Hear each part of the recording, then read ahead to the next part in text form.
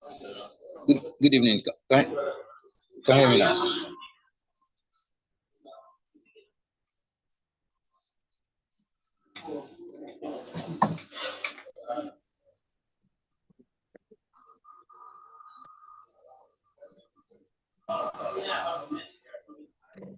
Okay, saying that okay, Gospel, are you here? No, Gospel is not here. I'm the one using the account. Okay, fine. So now I want to go out and come back again. That I'm live. I want to see if I can hear you. So can you put up your picture? Let's see if your picture will appear on the screen. Could you on your video? Let's see if it will appear on the screen. Ola, Dr. Ola, can you hear me? Please comment. Let's see.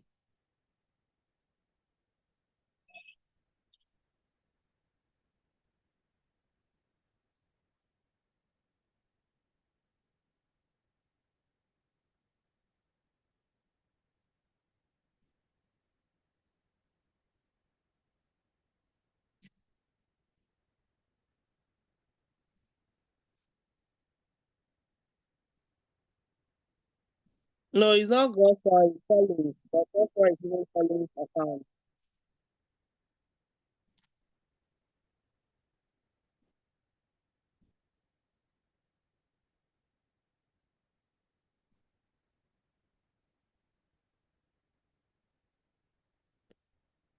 Okay, that's fine. So it's coming. It's coming.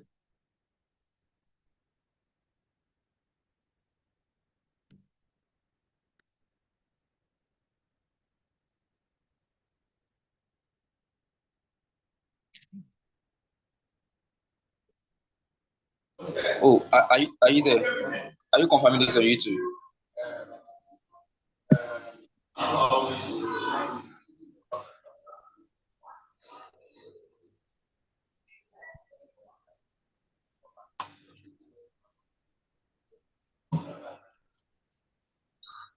Oh, are you there? Are you confirming this on YouTube?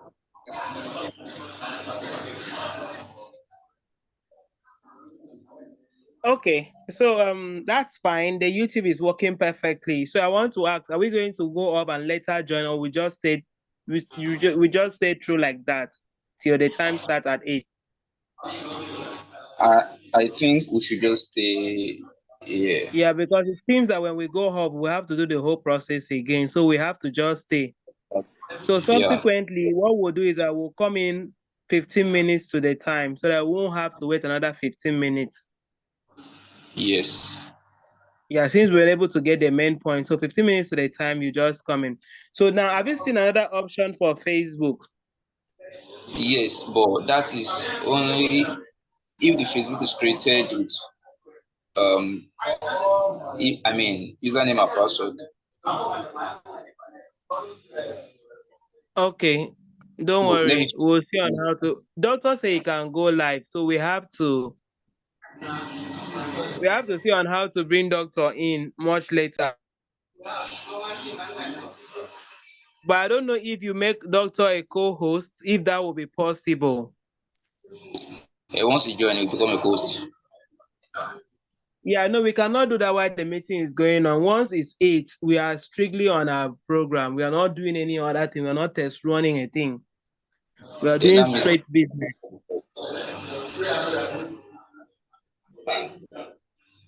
Do you understand? dog should be on this call before it. Yeah, let me see if I can ask Doc to join the call. All right.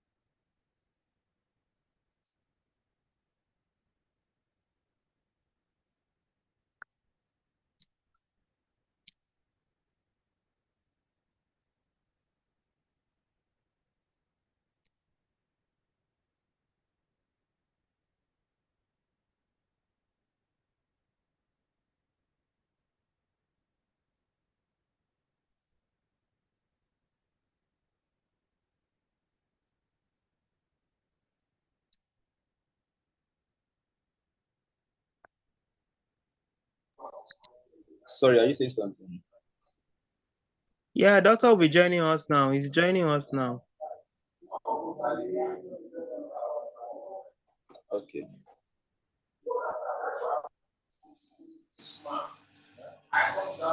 So the thing is, if we can have Facebook streaming, it's even more effective than YouTube. We can always drop videos of our recordings on the YouTube. But Facebook will have more audience, passerby on people's feed and all of that. But you know that YouTube, one will always have to design his mind to go to YouTube. Yeah, I think that has been the issue. But the thing is, we don't. Assuming I have the Facebook login details now, it's something I can easily do Yeah, from here. So I doctor think has it. Doctor has it. It's coming up.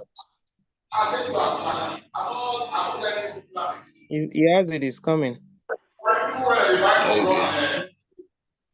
okay. There's a lot of noise in my background. Sorry about that. Yeah, it can.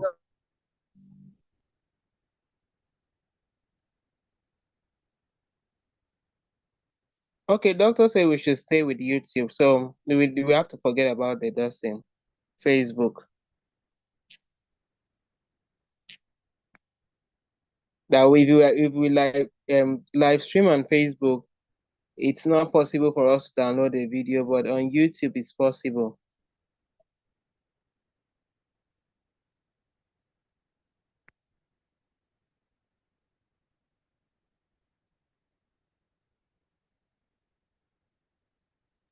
It's someone see my screen. Yeah, we can see your screen. Okay, Okay. I thought it's Dr. Ola. We have just 9 minutes to go. Well, 8 minutes to. Yeah. Okay. Let me stop sharing first and try to share again.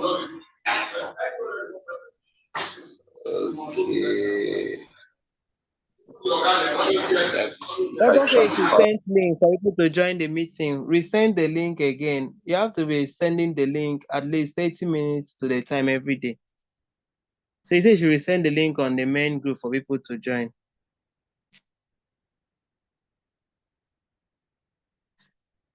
Collins, did you hear that?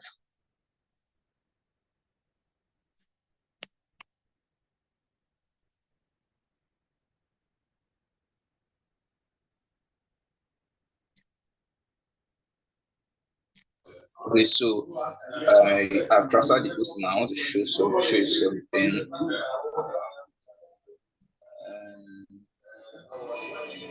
You want to do what?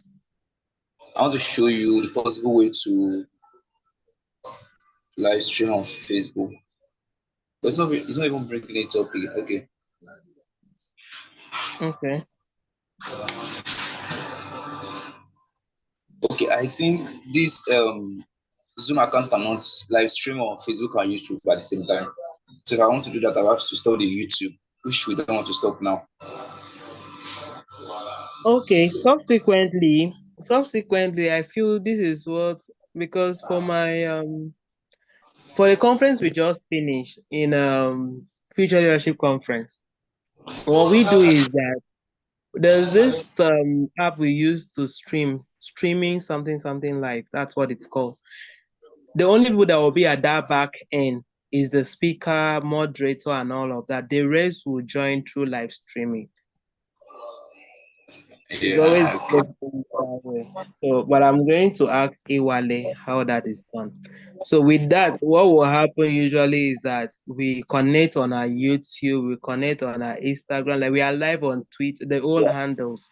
We go Where's live my at the same time. so But I if know I that am it's not to always true.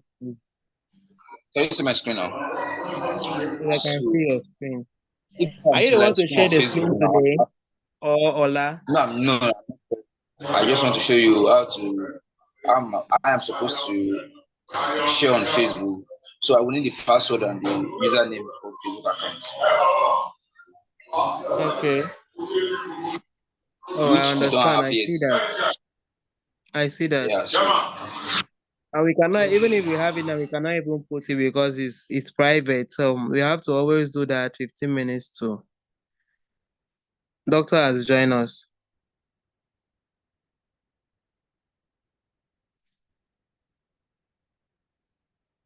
Welcome, doctor.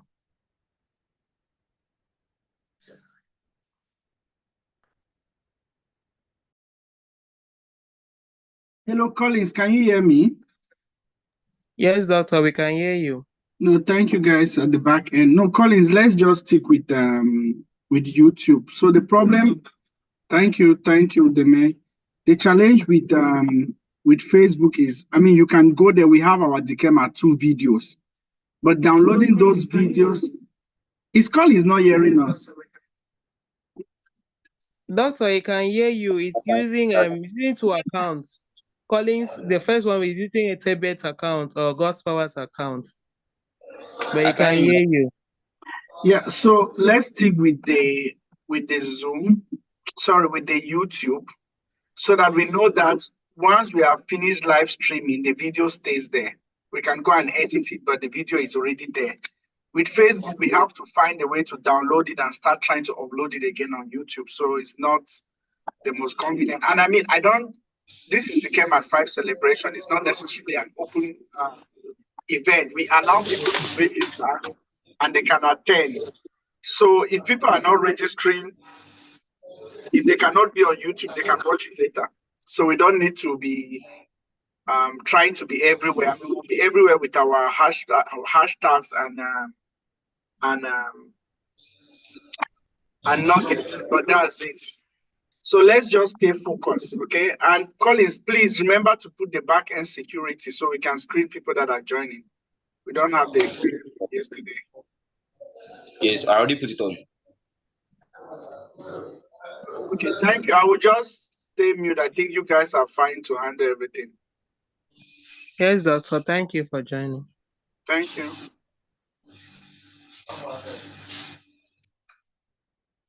Yes, I already made you a co-host. That's your bit. You're a co-host. Unmute yourself. All right, all right. Thank you. Also, while we are also Please, checking our the speaker has security, we joined should us. also Etebet, our speaker okay. is here for tonight. He just joined. All right.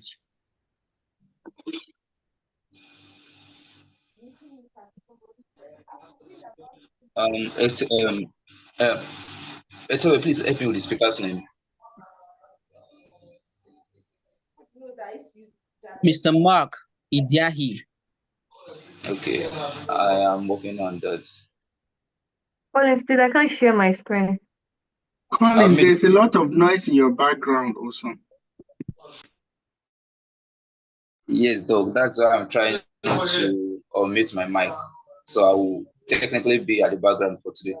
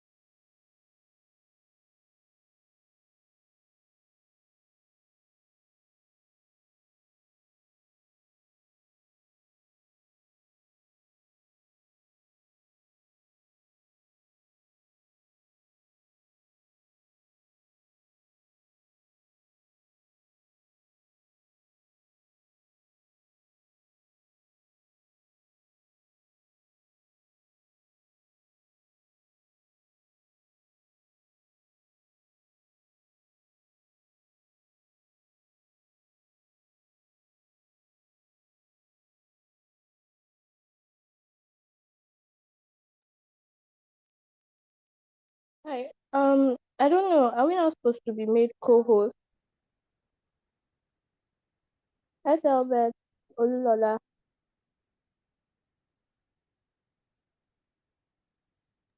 Yeah, Collins, help kindly make Adiza co-host, please. And Favor as well. Collins, could you transfer the main host to either Etebet or to Sibanjo? Because in case you have any issue in the back end, they can easily assign some people as hosts.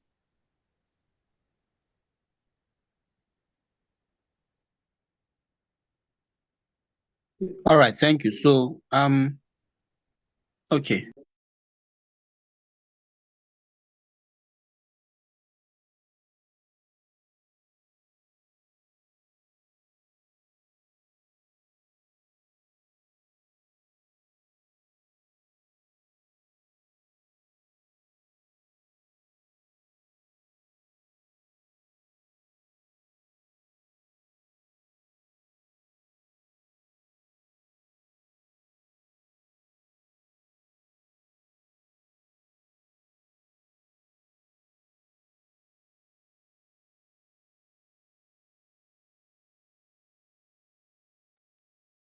Okay, it's 8 p.m. We start. Let's give about 5 minutes for people to join. Also, please remember that there are people in the back end, so you make sure you're always aware of that and you're bringing them in. Let's wait for 5 minutes before starting, please. Okay, doctor.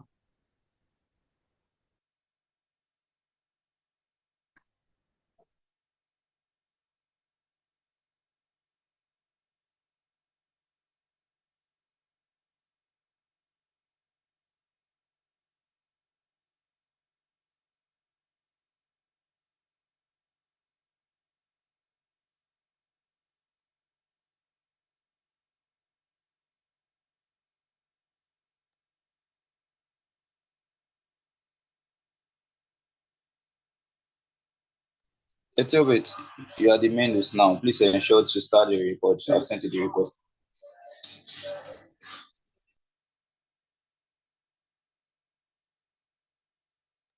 Yes, as soon as we start, I'll start the recording. All right.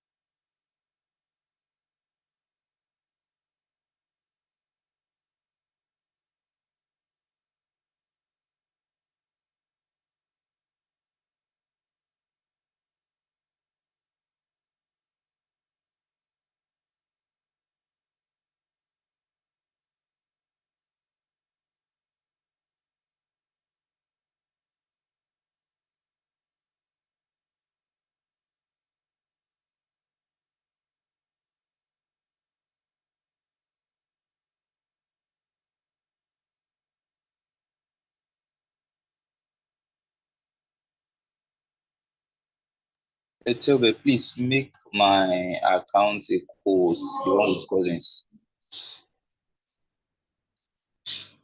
All right.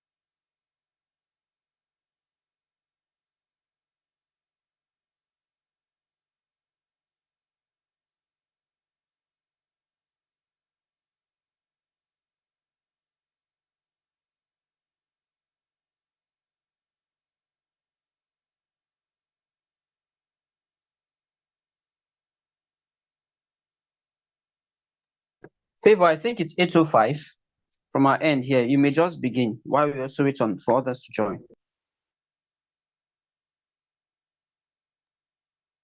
All right, settle. Good evening, everyone. Can you hear me? Yes, we can hear you. Proceed. Okay, thank you. Welcome to today's event. My name is Gozie Jova Favor, and I'll be your moderator for today alongside Hadiza. Please, let's start by singing the Dekemp anthem. Over to you, Lola. Lola, can you hear me, please?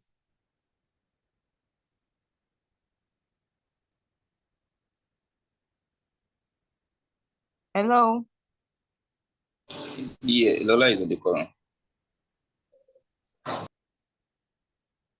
The Dekemp anthem, please.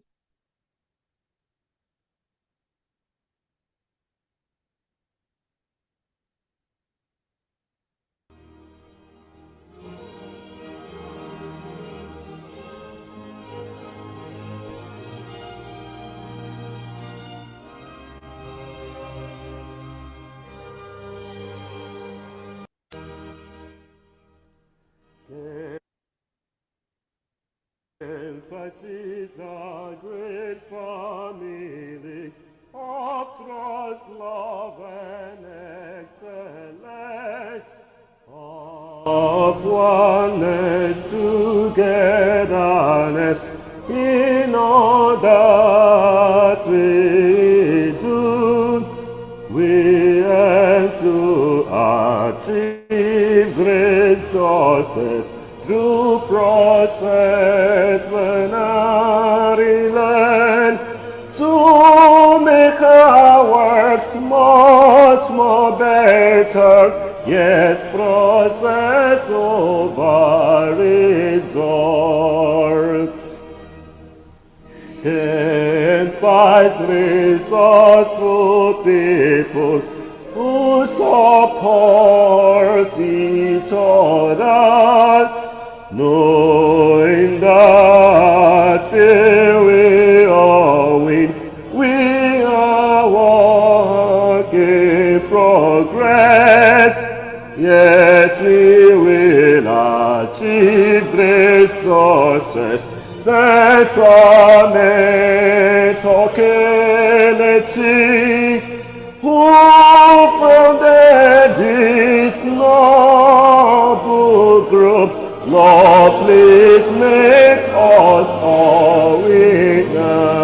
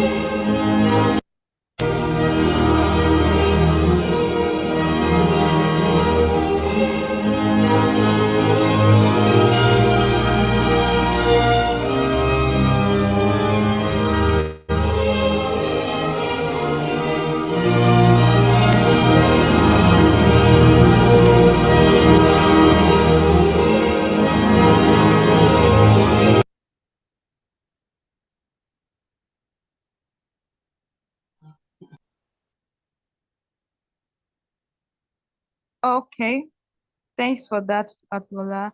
Up next is the Dekemp at 5 thriller video.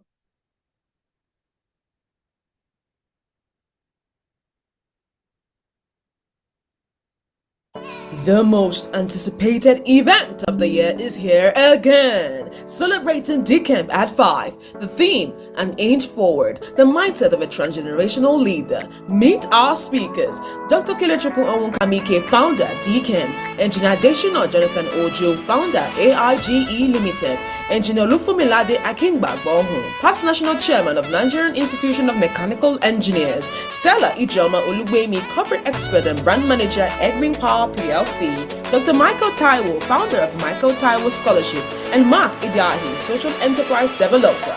Date 7th to 13th October 2024. Time 8 to 9:30 p.m. WAT. Venue a virtual meeting on Zoom, Facebook, and YouTube platform. Don't be left out by doing what to register via the link below. For more information, visit the website www.dekemp.org. Dekemp at 5 promises to leave you with a remarkable experience exploring the opportunities hidden, inching forward.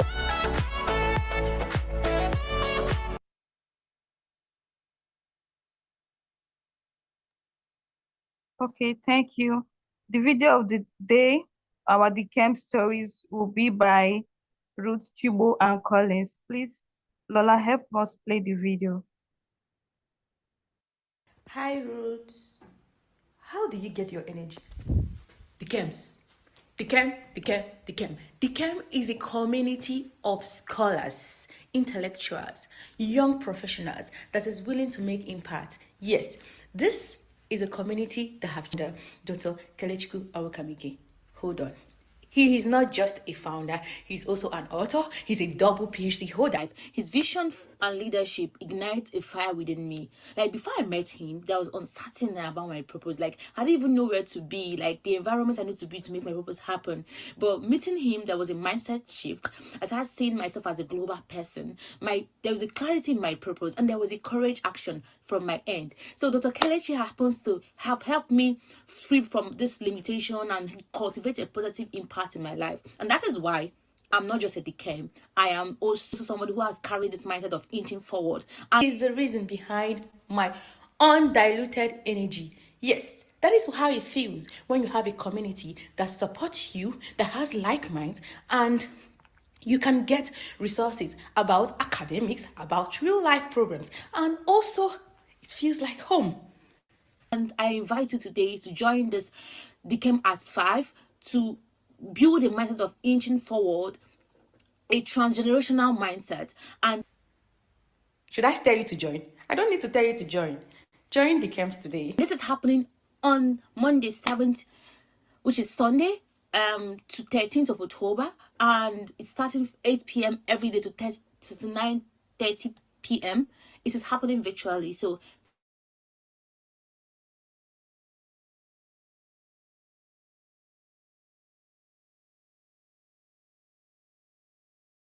please, author, TEDx talk speaker, professional keynote speaker, and not just that, I'm a geoscientist, and I'm currently studying my master's in Germany and also another master's in Spain, fully funded scholar, all thanks to the games.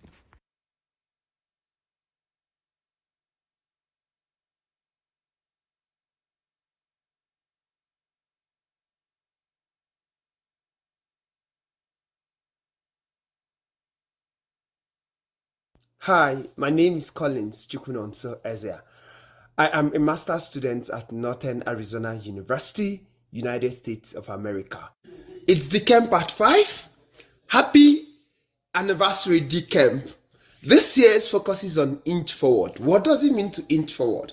Well, to me, inch forward is breaking barriers, going higher, and believing that you can achieve anything. My Dekemp story stems from that of determination, persistence, and resilience. Dekemp taught me process over result. Dekemp taught me to aim more, to be more, and to inch forward.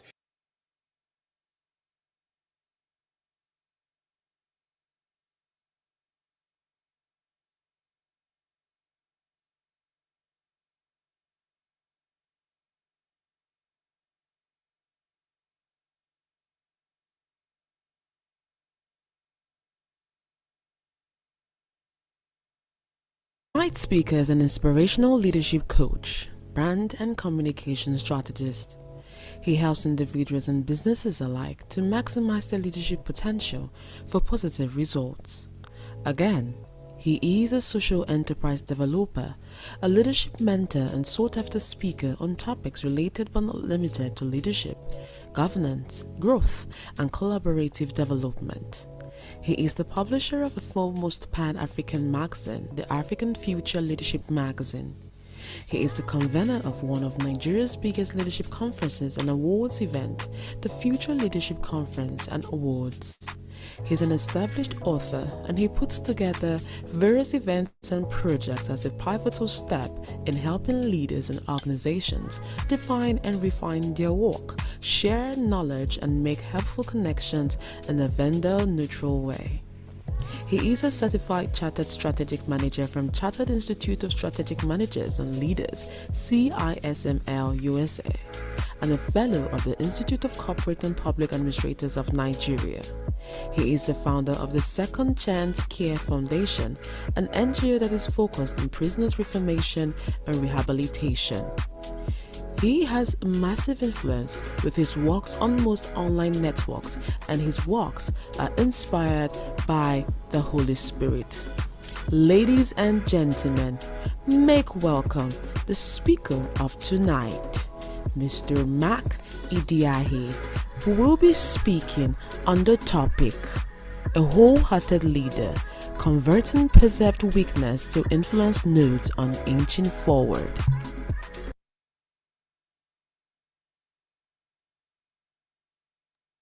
Wow. Such an amazing profile. So without further ado, let's welcome our speaker for today's session is celebrating Dekemp Part 5, Mr. Mark Idahi. Over to you now. All right. Good evening. Good evening. How are we all doing? I'm so glad to be here. I don't know how, am I supposed to put on my video? I don't know because I don't know how this works, but I believe you can hear me audibly. Yeah, we Yeah, can you hear can you. put on your video if you want me want to to, turn on the sir. video? You said what? No problem. You can put on your video, sir. Oh, okay. So that at least you get to be able to relate to the face. All right. Just a minute. Okay. Can you see me? I can't see myself on the screen. Anyway, good evening. First and foremost, I would like to commend the work that Dr. Kelechi is doing here. I listened to the testimonials and I'm just dazzled. You know, every time I see people who are putting in this much effort to build people, I'm inspired. I'm truly inspired. Thank you for the work that you're doing. And like I will always say to people that do the kind of job that you do, the kind of work that you do, I would tell them that I would say that their reward begins here on earth. You wouldn't have to wait until you get to heaven before you start reaping the tremendous harvest, having put in this much effort to help to build people. Because the greatest investment we can ever have or be involved with is investing in people, because that's where the greatest return on investment truly is. I want to begin by sharing a story. I read recently about a man in Denmark who has a son, and the son is autistic, is autism, and he's hyper-focused and very concentrated. He would have his eyes fixated on a particular thing for a very prolonged period of time. So his father started thinking of a way to maximize that, because you see, when it comes to challenges we are faced in life, we can choose to be optimistic about it, or we can choose to be pessimistic about it. We can choose the side that we want to focus on. So he started looking at the optimistic side. He wanted to find out, okay, how do we harness this thing that my son is going through, whereby he had to be able to focus on a particular item or anything just for a very prolonged period of time. So he got involved with some people who are into software testing. So they would need people who can stay on this thing for a prolonged period of time. So they engaged his son, and his son did quite Well, very remarkable. And when that happened, he then decided to start up a company. And the company basically engaged people just like his son that had autism, and they would work on this software testing. So the company became very successful, so successful that they were recognized globally. There's a global brand called SAP. As we speak, currently, they are looking for 100 autistic people to employ for a software testing.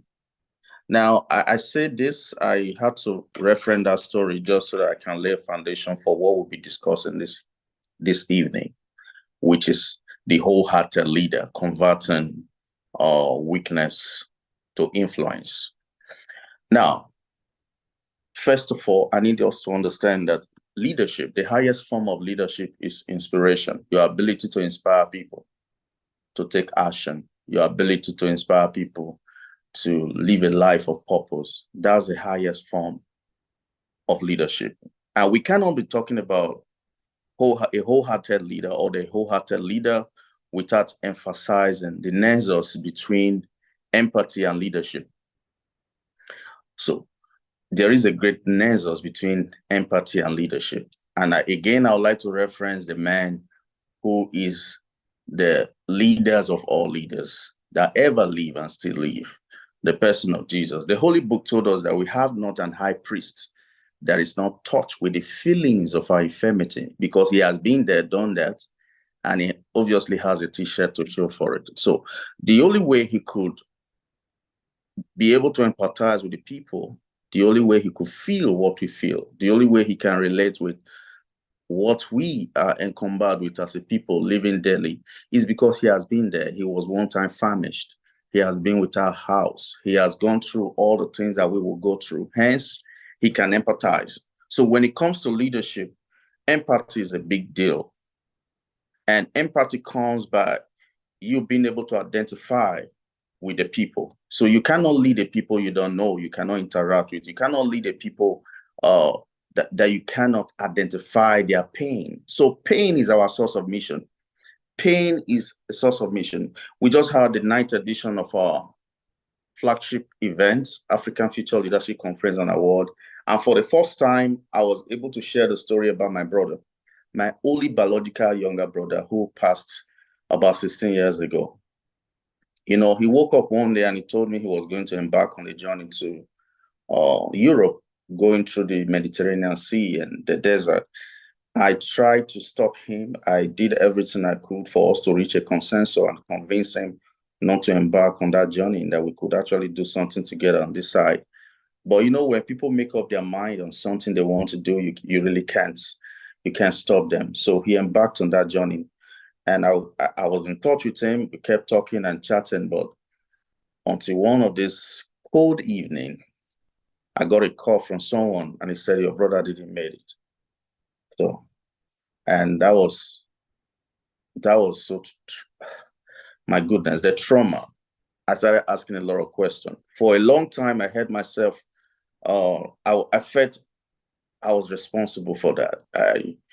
It was a trauma, something that I bottled up. Now, here was here was the thing about it. When people will ask me, how is your younger brother doing? Because they know that he traveled, I would tell him that he's fine. I really couldn't open up. I couldn't put myself together to actually narrate what happened.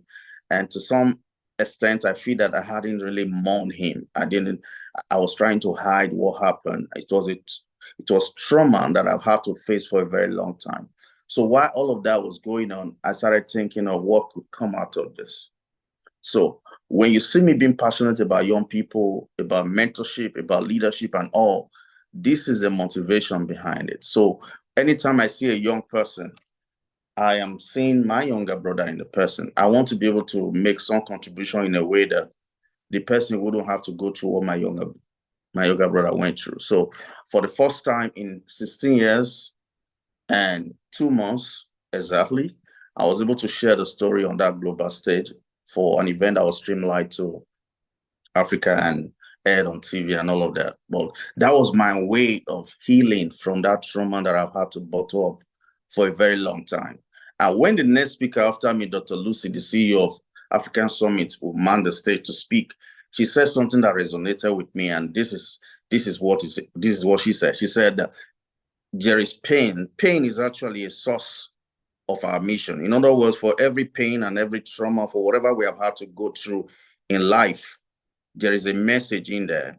So our ability to turn that pain to a message, to get to a point where it becomes an inspiration, that is what will make the difference. So in a nutshell, as leaders, as people that seek to want to make a difference in the world, we have to understand that we can choose to maximize whatever life thrown at us. The truly great people are those that learn to deal with the hand that they are dealt. Obviously, life will throw tantrums, curveballs, left, right, and centers. What we choose to do with them is what will make the difference. So when it comes to being a wholehearted leader, first of all, understand that you have to lead from the heart. And the people can feel your pulse. They can know when you are a person who is wholehearted, who's a wholehearted leader. They can tell if you are the person that truly cares. You know, like they will say, nobody cares how much you know. Nobody cares about all the quotes and all the English and everything that you can present or demonstrate until they know how much you care. So, or when it comes to leadership and being able to lead effectively from a place of inspiration, empathy play a very significant role. Now, very quickly, I would like to talk to you about 5 core fundamentals of the wholehearted leader. Number 1, purpose. Purpose is critical. You have to know why you're here. Despite the mind-boggling population there is in the world today, there is no other person who is like you. There's a reason why you came. You are not just a statistics. You didn't come here to work, pay bills. You know, the natural life of the average man, of the man, is from the cradle to the grave. And I've often told people that in between, there's so much. In between, there are chapters and layers of story that has to be told, book that has to be written, music that has to be sung. I mean, a whole lot can fill in that gap. So when it's all said and done, what will be said of you? When it's all said and done, what will be remembered for the problem that you solve or the problem that you created at the end of the day? So purpose is critical. If we don't live from that place of purpose, and if we have not identified what a purpose is, what our life mission is, then we cannot make any significant impact in the world. Then number 2 is vision. Where am I headed? Do you have clear picture of where you're headed? Where am I supposed to be going? What is this thing leading to? Do I have that compass that navigates me through life vicissitude, that help to put me on that clear path? I know, okay, this is where I'm going. I'm so clear. That's why you can't find me in every place. That's why you should not be found in every place. Because why? You have this vision. There's something that you're here for a mission. There's something you have to get done. You're so clear on that you're not driven by any kind of doctrine or any kind of trend. No, because your life is on a mission. There's a clear-cut agenda for your life. You have to have a vision. Then the third one is competences. This is where your skill have to be developed. You have to be a man who is the man for the job. You have to be someone who can be trusted and trusted with responsibility to deliver on a project. You know, I see a lot of young people. I tell them, and I think I have someone in this group who have interacted with me very closely, and I will tell people that if you're so good in giving excuses, you can hardly achieve anything significant in life. I see a lot of young people that have these very ingenious ideas. There's something they want to get done. They want to change the world. They have this lofty, very germane idea, concept, innovations, but they just don't have the discipline that it requires to achieve anything that is consistent. I mean, anything that is significant. You see, do you have what it takes to stay focused on that goal until you achieve it? Do you have the competence, the knowledge base for you to achieve that which you are set out to do? There can be a lot of distractions, so much. We have never been distracted. I particularly feel for the children that are being raised in this generation. Way back, we didn't have too much to grapple with. The phone is dead. It is on record that the attention deficit disorder is at all-time high now because these young people have so much to grapple with. Personally, as a parent, I've had to put some measure in place to guide my children. You won't believe, I don't advocate this for every parent, but you won't believe in my house, during the school session, we don't subscribe for DSTV. You know, we have to limit some things. I'm trying to guide them. I'm trying to mold them in a certain way that they have, they cut off from the many distractions. So much. We have the billboard and the radio, so much going on, unsolicited messages that bombard our space. You know, we have to learn to seek solitude so that we can think. If we can think, we can be effective. But the point is that a lot of people can't even think straight because there's so much to grapple with, so much interface, so much distractions. And if you have to be able to do something and achieve something significant, you have to learn to seek solitude. You have to be selective in your friendship. So we're talking about competence. You have to be competent. You have to be a person of value. You have to develop it. You have to know so much about that which you're doing. You have to have that knowledge, that curiosity for knowledge. You have to be someone that knows your onions. That's what I'm trying to say. The next one, talking about intimacy. Now we're talking about leadership, the need for intimacy, the need for connectivity, the need for you to be able to make that heart connection.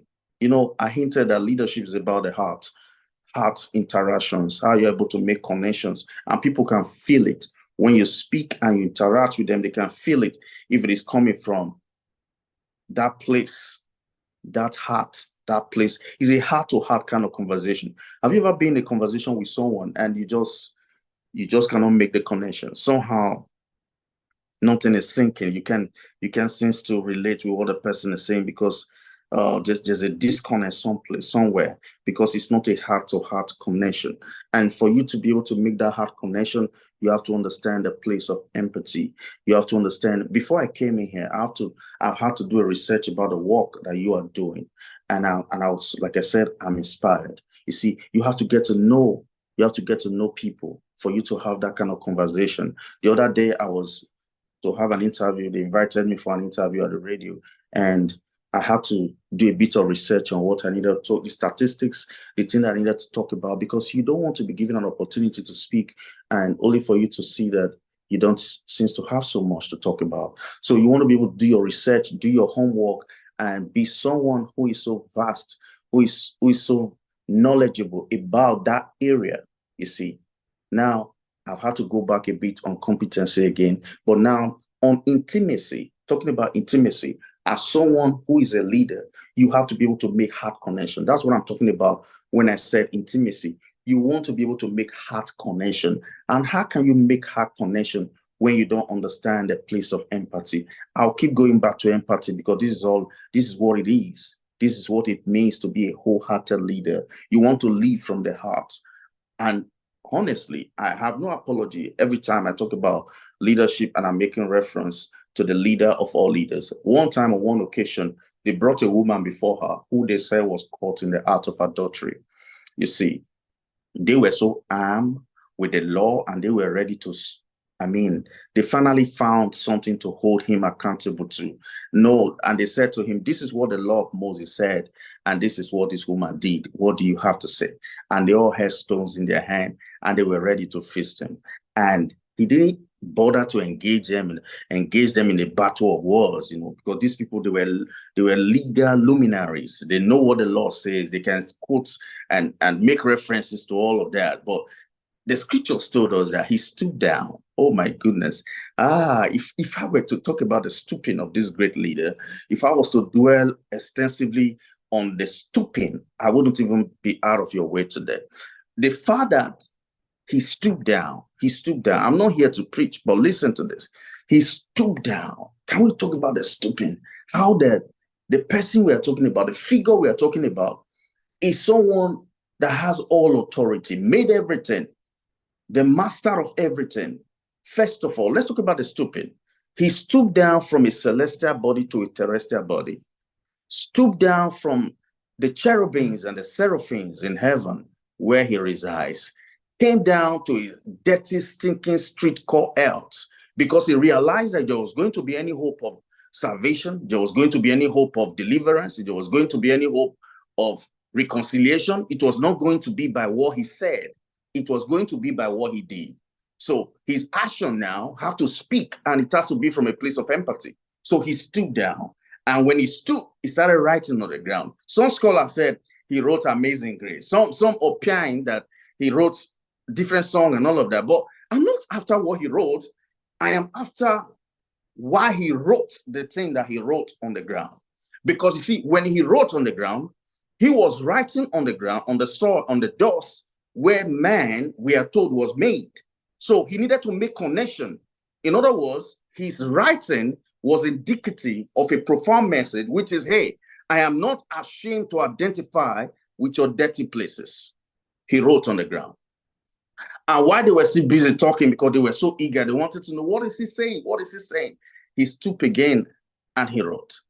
Now, 3 things I can identify from this whole experience here. Number one, you cannot be an effective leader until you can speak with. Now, in speaking with, please understand that it's beyond words of mouth, because in this place, in this experience that I just referenced, he didn't utter any words, but yet he was speaking. So your mannerism, your body language, and all that you carry on in your interaction with people can be done with or without words. And I can tell you, your what they call non-verbal communication is more important sometimes in demonstrating empathy than what you say. Because in this place, what we saw is a clear case of empathy playing out, because he stooped down. Like I said, it's a temptation to get out of the stooping. He stooped down, he stooped down, he stooped down. He could have stood and just say, you know what, don't you know I'm the Son of God? Don't you? He would have tried to, find a way around that, trying to engage them in a battle of words, but he didn't do that. He spoke by stooping and writing on the soil on which the woman was laid, which is a clear case, like I said, of empathy. And when he was stood eventually to speak, and he said to the woman, when they eventually, he spoke to the people, obviously, and he said to the people, if there is anyone amongst you without a sin, let the person be the first to cast the stone. And we are told, one by one, they drop their stones, one by one, one by one. So leadership is not about perfectionism, understand that. Because some people are waiting to have it all together before they can lead.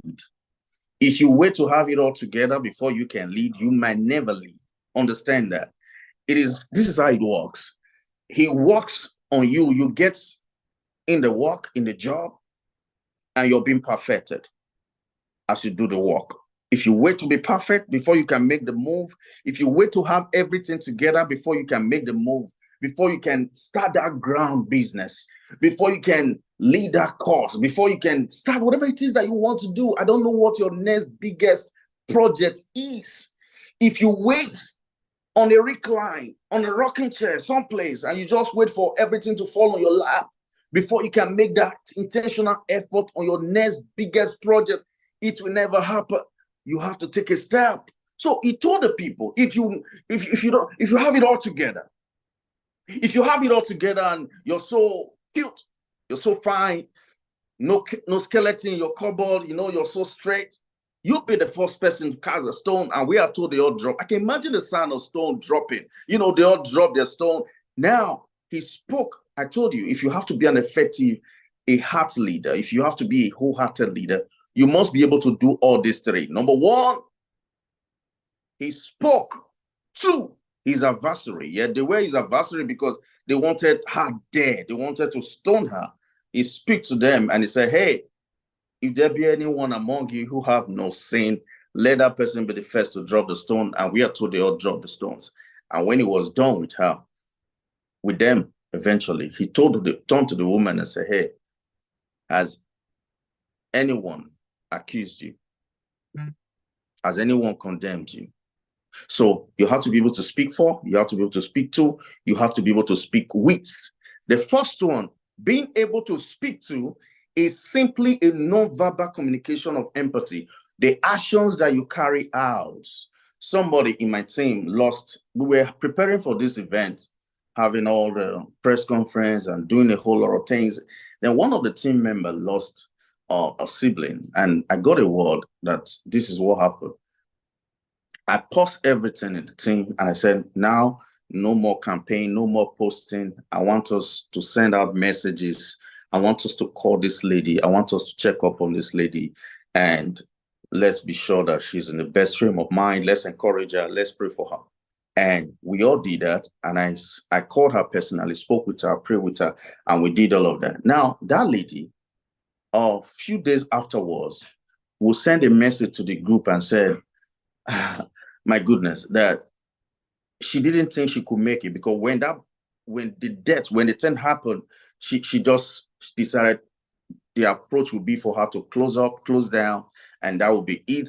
But now, when she saw the avalanche of goodwill and support and calls and message, she said to herself, no, we have to continue with this. And she came back and she did so amazing, so amazing, to the point that she even had to do a customized bag for all of our speakers, unsolicited. So you have to be able to do all these three. Then the last one, I believe, is passion. When we talk about passion, we're talking about obsession. I love what Tony Robbins call it. Tony Robbins will call it magnificent obsession.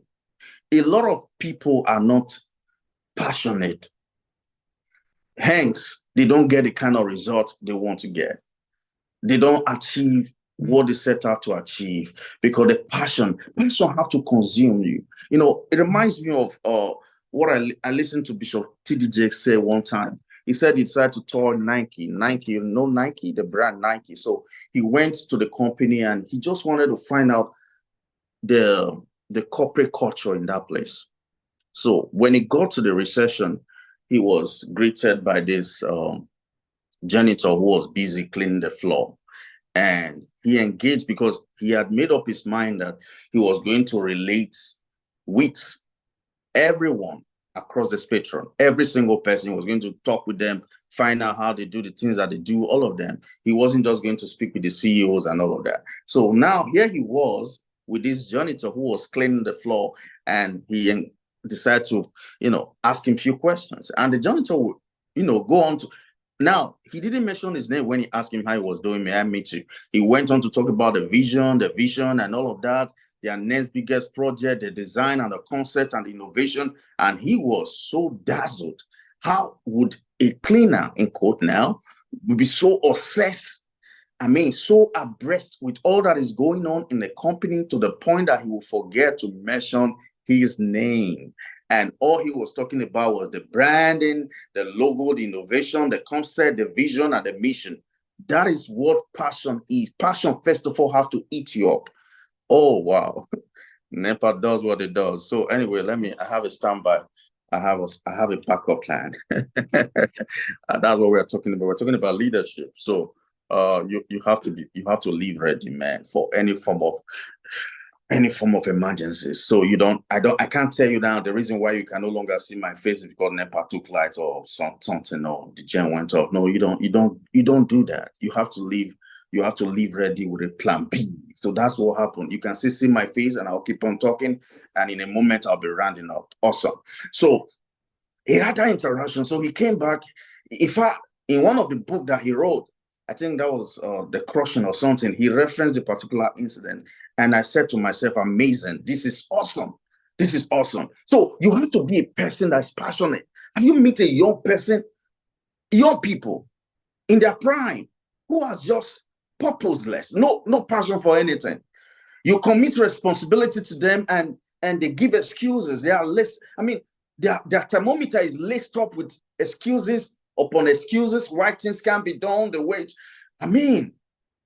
somebody have a serious appointment and he missed the appointment because he couldn't wake up on time. He's not ready yet. This passion has to eat you up.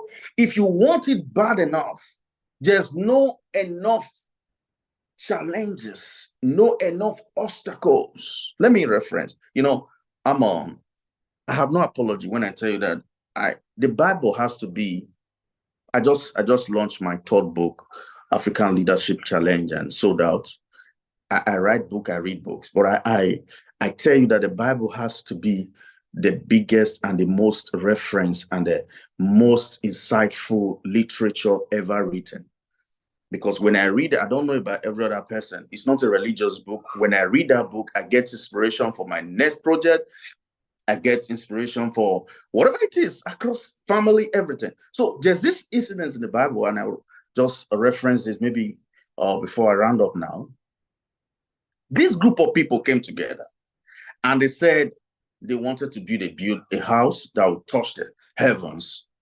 And can you just imagine for once how some group of people will come together? Because for those of you that fly plane, I mean, you've been to you bought planes, and you know how you can get in the sky, that you look down from the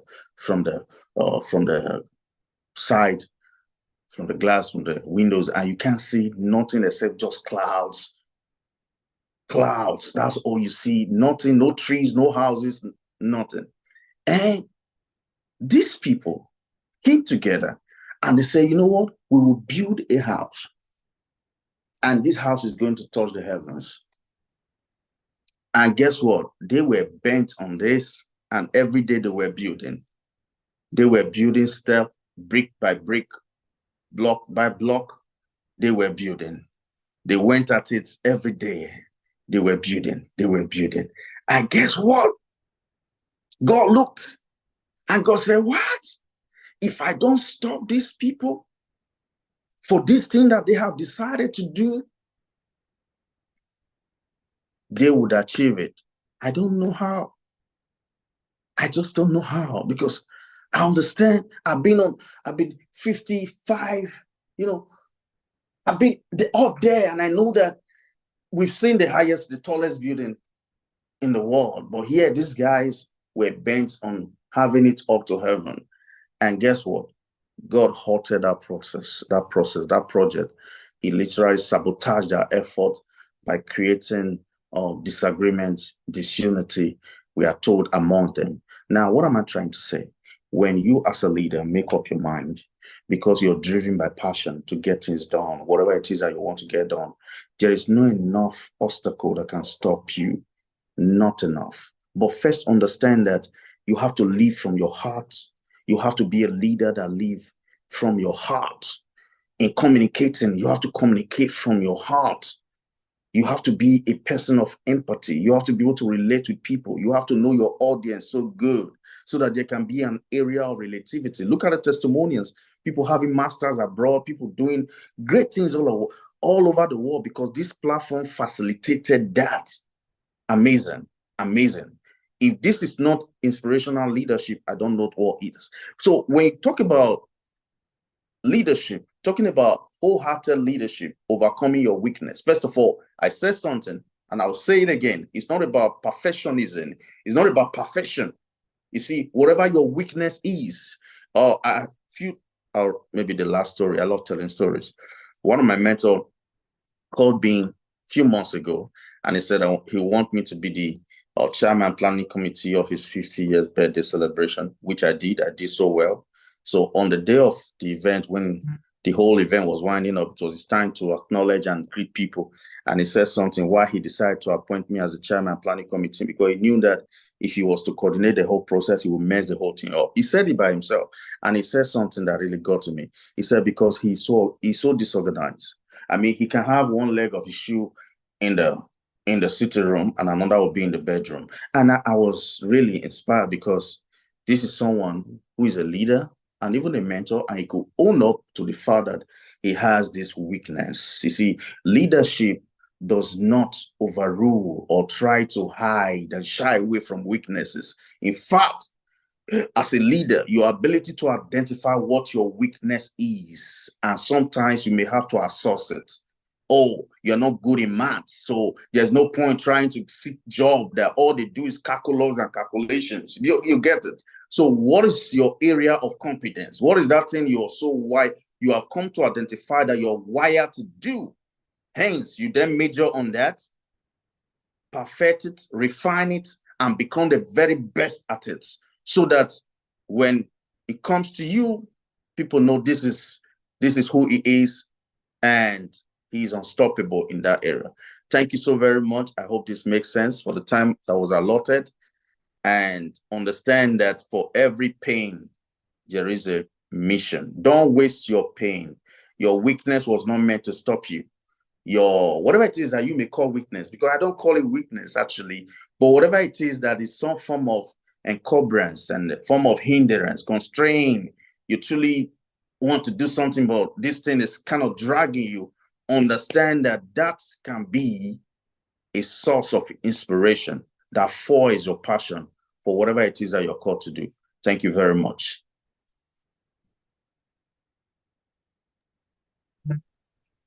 Thank you so much, Mr. Mark, for that amazing and insightful session. It was really, really insightful. We took a lot of points from what you said. I can see a lot of comments coming in. Fire, fire. Thank you so much, Mr. Mark. Like, I was just smiling all through. It was really powerful and insightful. Thank you. We had so many nuggets that I don't even know. Like, I have like almost a whole page filled up with notes. Thank you so much, sir, for that. So we're going to take questions from our listeners. Please, if you have any contributions or questions at this point.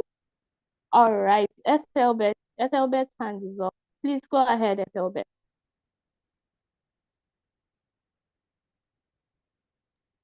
All right, thank you very much, Mr. Mark. Such an amazing rendition there. We appreciate you taking out your time to really, really dish out real context, and you have really spoken value. I have a question to ask. Now, in a case where you are coming into a very new environment, and yes, you have all the leadership skills, but then in this environment, you also need to work hand with people who have been established within that particular framework. How would you really maneuver through unpredictable set of people? When I mean unpredictable, I mean people who you have tried to reach out to, people who you have also seen how to communicate with, but then are very much stern with the way you also approach them and with the way they are ready to change. What would be your best approach and your will I say suggestion to this particular leadership skill and style? All right. Thank you very much. Very intelligent question. During my interview on TV a few days ago, I made a profound statement because I said, why do we have it that we have leaders who seemingly have good intentions, very good intention, germane and lofty thoughts, concepts. They come and campaign for elections. Then they get into the elective positions. It almost appears that they take on a new image altogether, more or less become a complete opposite of what we had once knew as a people. Now, understand that in every place, there's a culture. That is why I cannot work in every place. I don't care how much money. And by the way, my motivation for aligning with any vision or be it work is not primarily money. Is I look out for opportunity that can enhance and, punctuate my values. I mean, accentuate my value. That is, to me, some of the things I had to look out for.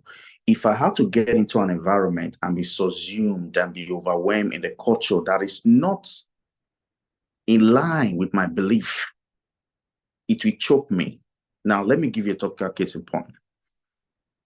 You come into a certain culture where, for instance, there's how they do things. There's how they do things here. In this place, they'll tell you, you said you're a Christian, or you say this is how you love to do things, and you come to work. Look at it. The last place where I work, you have to clock in. You know how you come in, you clock time, and at some other cases, when that was not working, you have to write it on a note, the time that you come in. Now, imagine that I came in 8:30 a.m. in the morning. Then I'm to write that I came 7:15. Now, I see all the big guys and everybody that have been there. They come in and they write. If they come in like 8:30, they have to write in like 7:30. because there is a law that says if you come in at a certain time, your salary will be deducted and all of that. Now, because I wanted to be upright, because that is who I am, not trying to impress anybody, and I have to come in so early and I write my time, the people that are coming after I had come to work, they were no longer able to manipulate their time. So what then happened is that they started fighting. The antagonism started from there. Now you think, say, now you know pass. You're just coming here trying to claim Mr. Holy and all of that kind of stuff. That kind of environment is already, that's already giving you a clue. That already is a clue on the kind of systemic corruption that plays out in that place. And there's no way you can change that. You can't change it because you are not the architect. You didn't set up, you are not the CEO of the company. You didn't start this company, it's not your own. You are only employed to come and work in that place. That is why I feel in life we really have to have option as leaders. We should have option. It's not every place we should work. We shouldn't have to work in every place just because of money. That kind of environment, I resigned and I didn't have to apologize. Because if I stay in that environment, it will choke me. It's going to choke me. It will turn me into some beast that I'm not. So that is that. I just use that to reference a situation. In some other cases, you are so competent, you are so intelligent. You even know more than the people that are there. They've been there for donkey years. You might have to stoop like Jesus stooped that I reference. You know so much, but don't try to prove no point to anybody. You lie low while you do your job and go about your job, while you get to monitor and see how things plays out in that place. Then it will be only a matter of time your work will shine forth and you will be made a leader. I don't know if you get my point, but don't you go there and try to prove a point to everybody that, hey, the Messiah has come. You're not trying to edge out everybody. The office politics will work against you. They will sabotage you. They will scheme against you, and you would regret ever being there. Thank you. Well, that was insightful. Thank you Elizabeth, very did much. that answer your question? 101%. Thank you very much, All sir. right. Okay, thank you, Mr. Mark, for that. I can see Ade doing. You have a question? Ade doing. All right. I don't know if it's a mistake or that person just has their hand up. Hello. Okay, hi. Yeah, good evening, everyone. Good evening. This session. We can hear you. Yeah. You talked about being a passionate leader, especially you have to happy, you have to allow Sorry, the can passion. you be you're not very audible. Okay, can you hear me now? Yes, we can hear you, but not so much. Please go ahead. Let me get your question. Yeah. My question is, how do you deal with imposter syndrome in the process of trying to... Sorry, can you come again? How do you deal with imposter syndrome in the process of trying to be an old... How do you deal with people with imposter syndrome? Is that your question? Yeah. Being the fact that probably you are going into a new environment, trying to take a new lead role, how do you deal with imposter syndrome? Despite having the passion, the empathy, and all of that. Thank you. Okay, I'm not very sure, but I think she's trying to ask when you go into a new environment, how do you deal with imposter syndrome? Is that your question? Okay.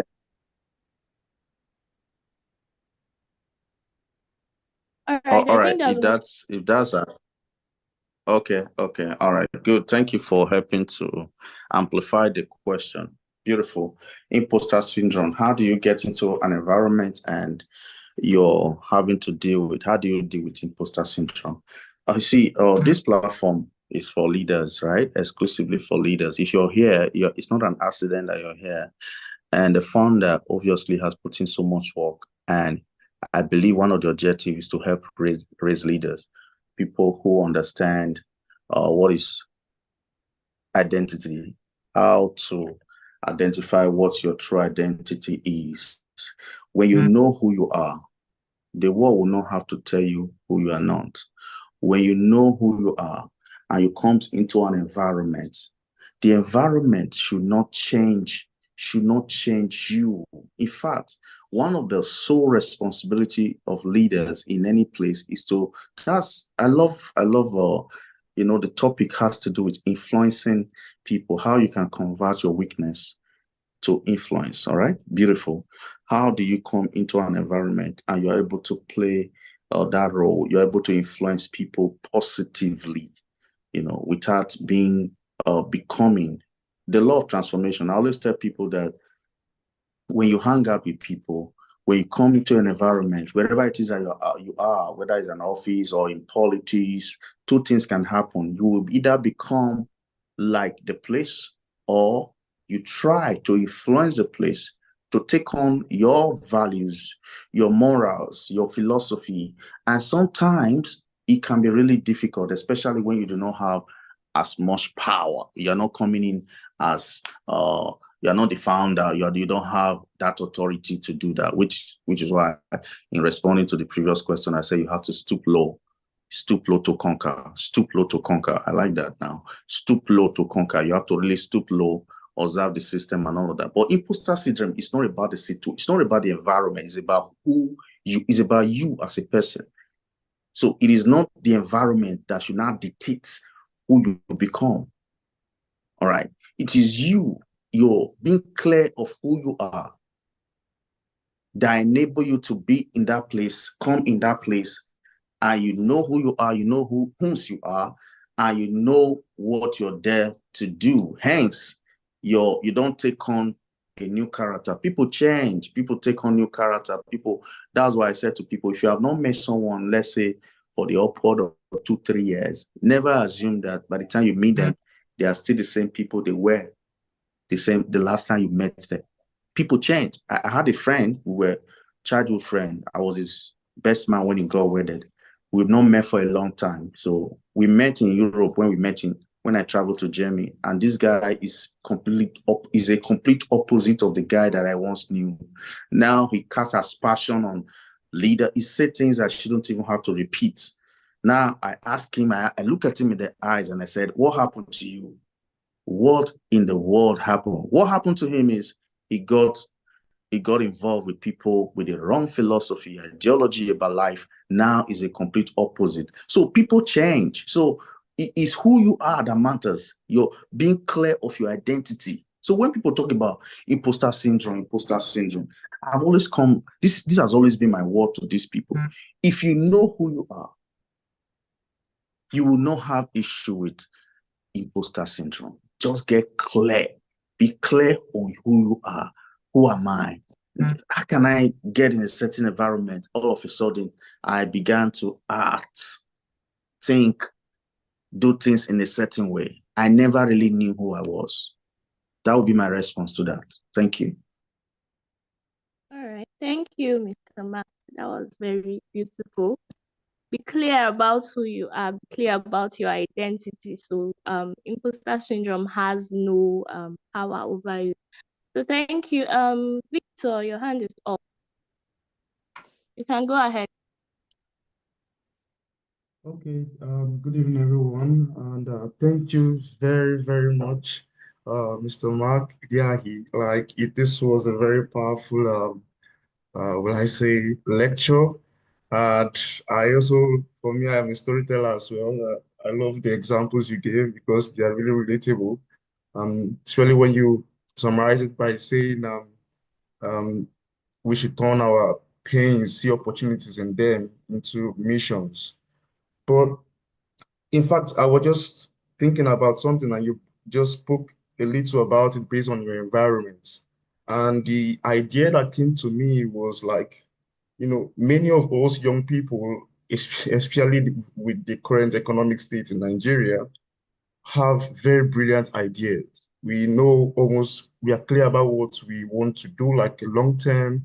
But many people are more just like a seed, a viable seed, in an unfertile soil, like in an environment where it's totally in a mess. And just like you were giving the example of the Bible, Jesus himself was in Mm-hmm. Nazareth and he could not even do one miracle because they never believed in him. And Oh, he had to yes. leave that place to go somewhere Mm-hmm. else. So I'm just using that as an instance. But in a Yeah. case where some people are just, I don't know whether to use the word stuck in that environment, how can they be able to come out of such or even do something in that? Because, you know, I was discussing with someone this evening about something similar to this, and I was saying all this aspire to perspire to mapire. But you are in this crisis that you can't, it's more like it's a chain, a cord. How do we, will I say, come out of this, even with these seeds in us, in order to make, Amazing. make global change, make global impact? Thank you. I need to clap for you for that question, man. I really need to clap for you.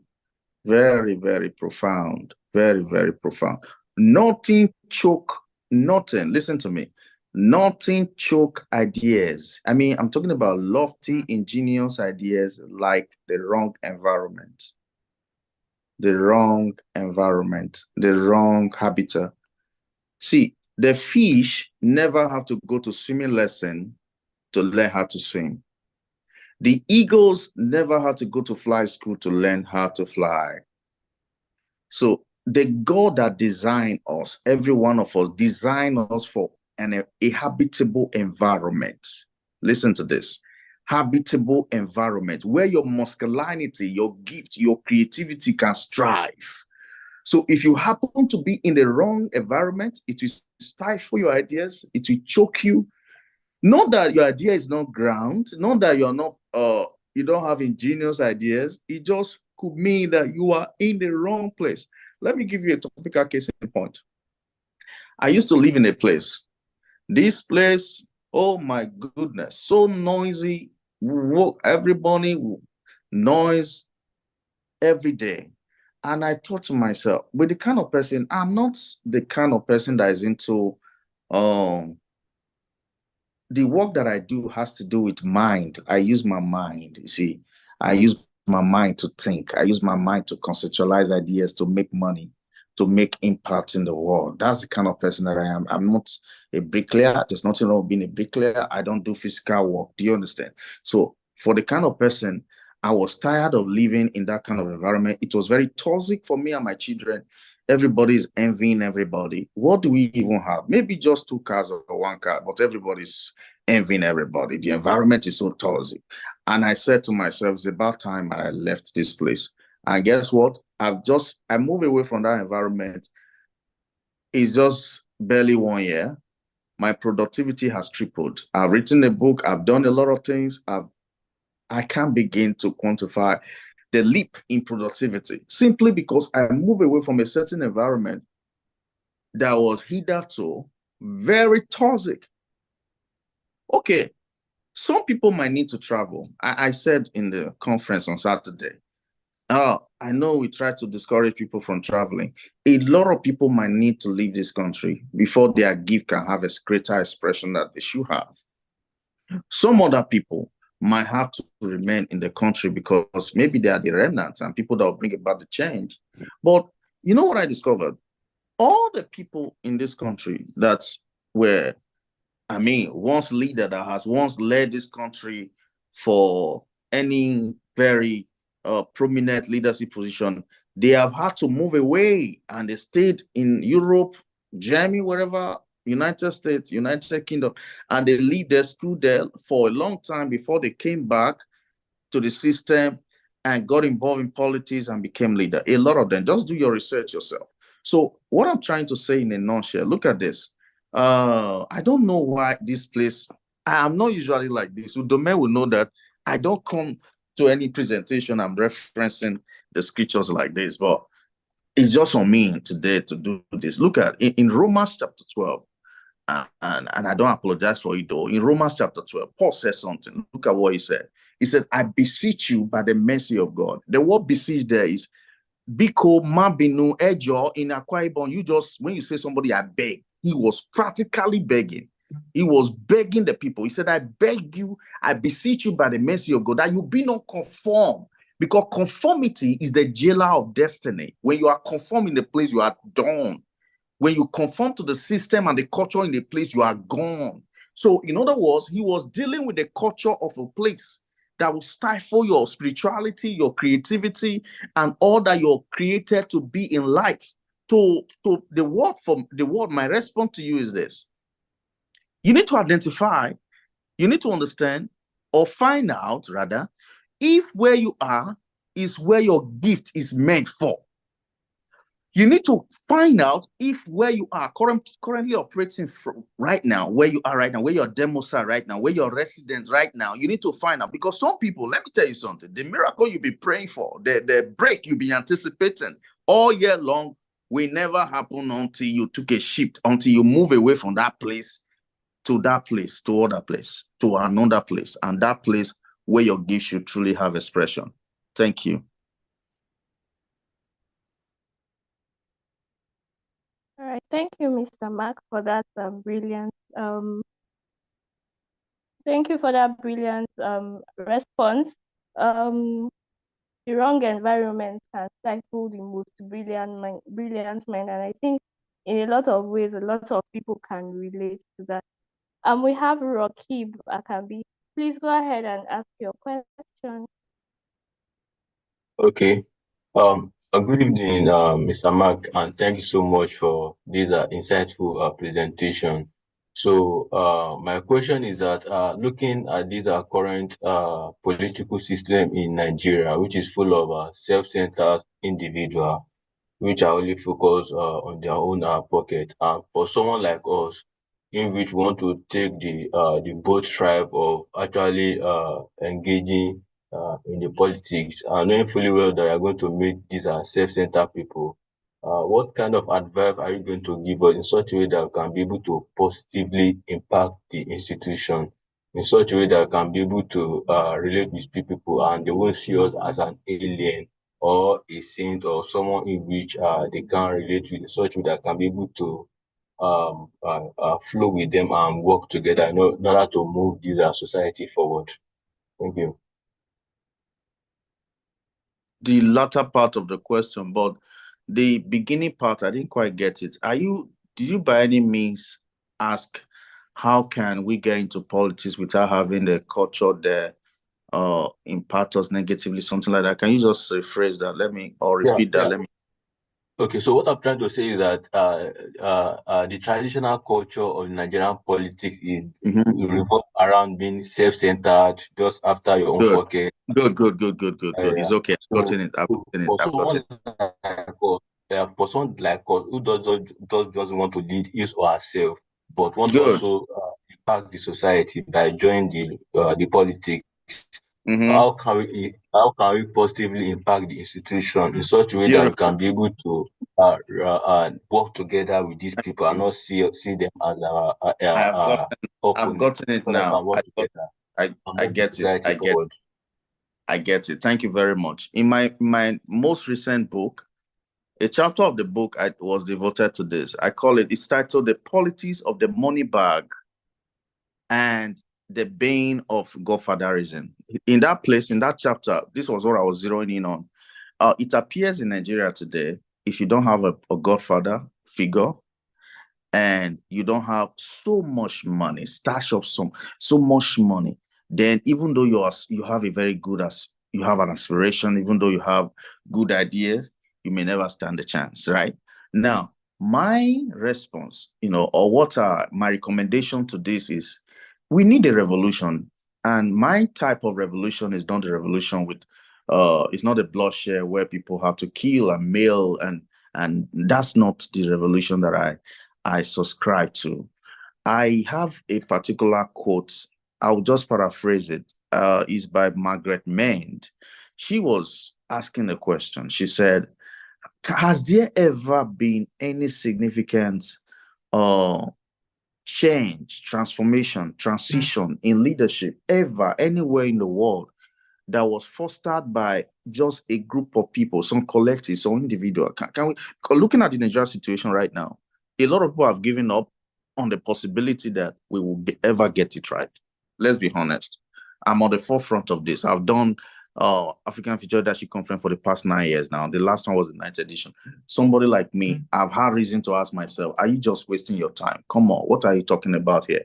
Just look at it. In 2015, the election, Nigeria witnessed what is an all-time voters apathy. And what is that? People didn't want to vote. People didn't want to come out to cast their vote. Because why? They felt, well, what's the point of voting when our vote will not amount to anything?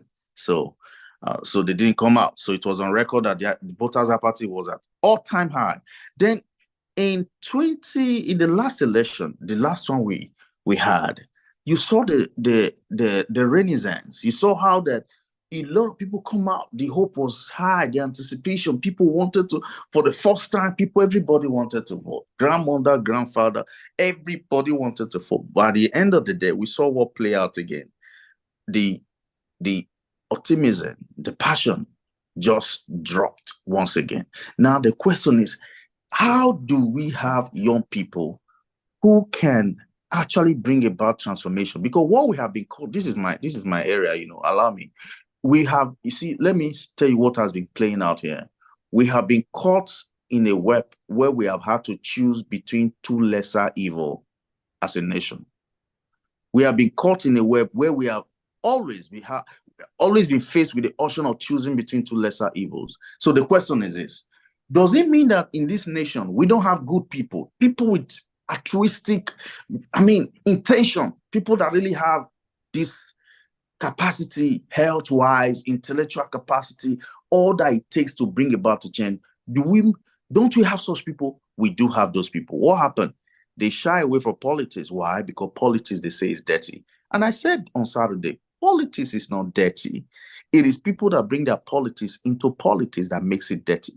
So for there to be a transformation, young people have to arise. And here's what I advocate for. Imagine you, I don't know what your name is. What's your name, please? What's your name? Rakib Akonde. Okay, Akande. Imagine you come out tomorrow, you said, okay, I'm vying for the position of the president of this country. I'm telling you how this revolution can happen. This revolution can happen when the entire Nigerian youth come up together. What they are putting on the table is their will, not money. Will, collective will, collective aspiration is greater than money. Oh, I don't have time to okay, look at this. When we come together, because we have had it to our neck, and we say, okay, the reason why we are where we are right now is because people are not fed up yet. People are not fed up, my brother. We are still coping. We have coping mechanism. We are still putting up with the dysfunctionality in the system. When we had it to our neck, just like the Kenyans did, when we got to the place where we said, oh, you know what? We are tired and we are fed up. We will rally around you. And let me tell you something. We will not need any godfather. And you don't necessarily have to have money. When we come together, when we all come together, we will put together all the funding that we need. All the funding that we need, we say, this is our candidate. No, it's terrible. I know the corruption is deep when you look at the justice system, when you look at the person who is at the INEC office, when you look at all of that facilities, all of that paraphernalia of powers, and the people that are there are people that perpetuate this corruption. You are asking yourself, how can this thing ever happen? I'm telling you, when there is a collective when there is a collective, when the will of the people is united together, and I'm not talking of bloodshed, I'm not talking of the kind of revolution that so race or strive for, where we have to, all those kind of stuff. That's not what I'm talking about. When we come together like this, and every one of us have to stake our will on the table, that this is the man. I am telling you, it's only a matter of time that we have to listen, and we have to find our way there. Because you see, power will never be given. Power, there's nowhere, anywhere where power has ever been given. Power will have to be taken. And like I said, it's not by bloodshed. is by the collective will of the people, the unification of our will. Just like I referenced the people that said they wanted to build a house, called the Tower of Babel, they wanted to build a house up to heaven. When we come together, we say we are supporting Akende, whether you have money or not. You don't even need a godfather. I have 20,000. The other guy has 30,000. Oh, the guy. We in the case of Peter Obi, for instance, I'm not partisan, by the way. In the case of Peter Obi, we saw where students were donating money. Grandmother were money they had tucked up somewhere under the bed, they were bringing it out. Even though that process was still truncated, but we saw firsthand how the people, when they are desirous of a change and transformation, they will go an extra mile to make that contribution. If we have that nurtured, if we have that harness, we will be unstoppable. And it's only a matter of time. And one of the things that I kept saying that frustrates whoever the politician is, leader that became a politician. Okay, look at the permanent secretaries, for instance. People in power that, you know that no matter who you are, when you come into power, there are people that have been in that place for a long time that have a certain mindset, philosophy, and ideology that will want to frustrate and sabotage you because they have been there. The corruption in Nigeria is systematic, is systemic, it has eaten so deep. And for there to be a change and a transformation, you have to be brutal. You almost have to be a military man. You don't care whose urge is God, and you don't care whether it's your father, is your mother. You just have to make up your mind. You will do the right thing. You will do the right thing. Thank you. Thanks so Thank you much, so sir. much. Please, how can we get a copy of your book, sir?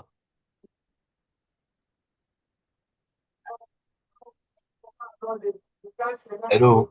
Mr. Mark? Hi, Mr. Mark. Are you with us? Mistakenly mute myself. I'm here. Oh, okay. Okay. Yes. So we're What did you say? asking how we can get a copy of your book. Oh, okay. If you can send it. Okay, this is not WhatsApp where you can send somebody's DM. You can reach out to. There's this particular member of yours who has been interacting with me for some day, and she's been so amazing. And I'm trying to get her name because I saved her name up. Or you can It's a reach guy. out It's a to me. Togo. Yeah, good. Please, you can reach out to her and just let me know how you want it. Then we'll find a way to web it to you wherever you are. You could also get it on Amazon, but if you want the hard copy, we could web it to you. You can talk to Dome as well. She's a member of the community. Thank you. All right. Thank you so much, Mr. Mark. That was really, really an insightful session, and we all got value in one way or another. Thank you so much. So, thank you. We would like to call on Doc to present something to you. Doc, are you here? Yes, I'm here. I've been taking notes throughout the session, so I need to All be right. here. Thank you.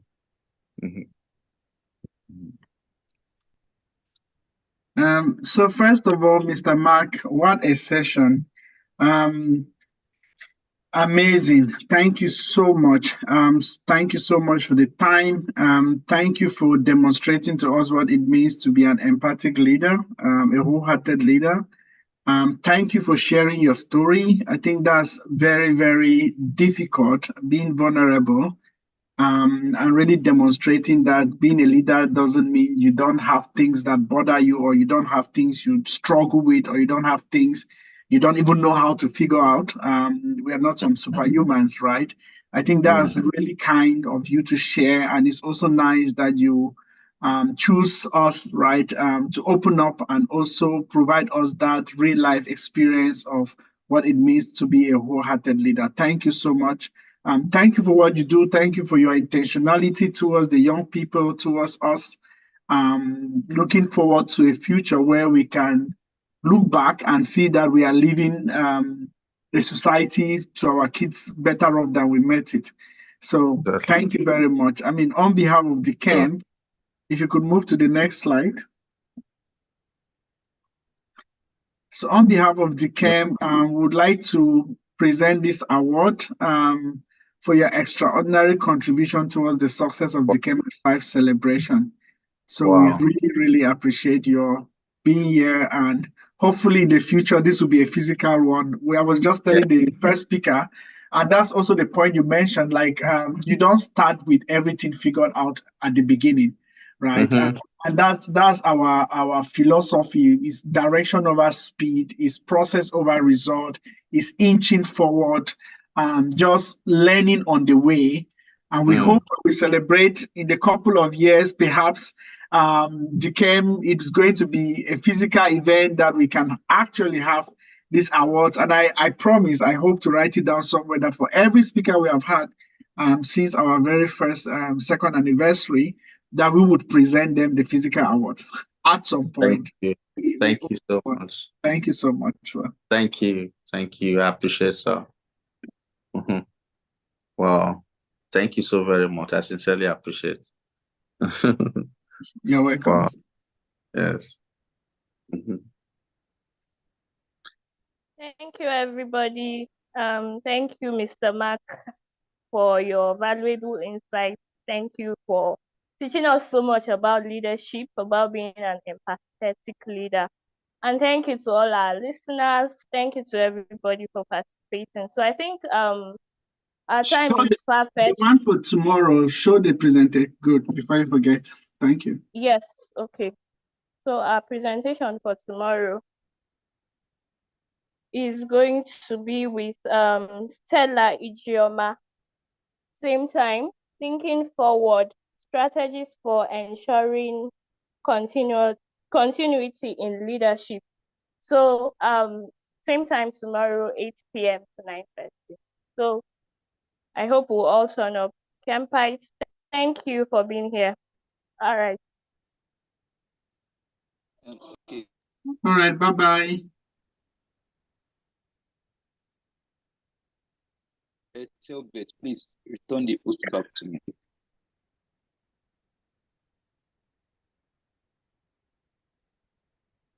Ethelbert, please return the host back to me. Sorry, return the what? The host. Okay, I think Favor is now the host. Favor, please return the host back to me. I need to. Okay, those that want to get Mr. Mark in their Facebook and reach out to me via DM for the Dekemp bites. Others to reach out to me on Facebook. Give me the host. Give me the host, please. Your normal account, Collins, Sabi? Yeah, no, yes, Collins, yeah. All right, I've done that. Yeah, thank you.